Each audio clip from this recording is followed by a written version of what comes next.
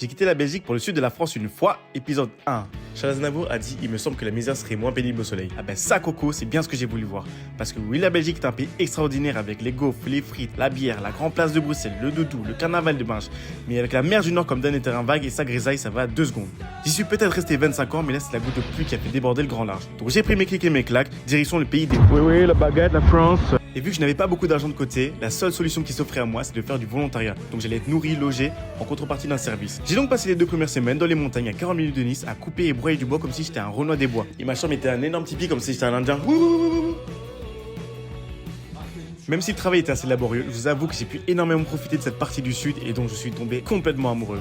Après cette expérience, je devais passer 1 mois et demi dans un château près d'Aix-en-Provence, mais en arrivant sur place, je me suis rendu compte que c'était pas les mêmes conditions qu'annoncées sur le site internet. Donc voilà comment je me suis retrouvé à acheter le nécessaire pour faire du bivouac. C'est donc ça la van life. Et me voilà découvrant la beauté du sud en passant de spot en spot jusqu'à arriver à la ville de Béziers. Ville dont je n'en avais aucune idée de l'existence. Durant les 6 premiers mois après mon emménagement, j'étais assez seul, je connaissais pas beaucoup de gens. Et étant donné que dans l'Hérault il y a une pénurie de jobs, malgré que j'avais un beau CV, j'ai mis des mois et des mois à trouver du taf. Et j'ai commencé à travailler à Decathlon, c'était ma première expérience. Et après mon CDI à Decathlon, j'ai regaléré à trouver du travail. Vu qu'après ça je n'avais plus beaucoup d'argent, il me restait plus que 2 choix si je voulais rester dans le sud.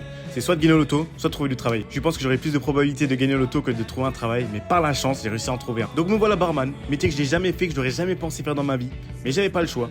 Et honnêtement, j'ai kiffé ma vie. Je me suis fait des potes, j'ai sorti à mort, j'ai profité de la vie, j'ai découvert des spots de ouf. Bref, expérience de ouf.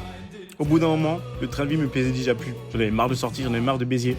Et là, à ce moment-là, j'ai rencontré ma copine. J'ai tenu encore un petit peu. Et au final, j'ai quitté mon job, je suis parti en vacances à l'île Maurice. Et quand je suis revenu, je me suis dit, ok, là je pense qu'il est temps de quitter Béziers, réellement. Donc du coup, première chose à faire, chercher du boulot. J'ai commencé à chercher du boulot, j'ai trouvé du boulot, et hop, direction la Côte d'Azur. Et pour me mettre au standing des gens de là-bas, qu'est-ce que j'ai fait?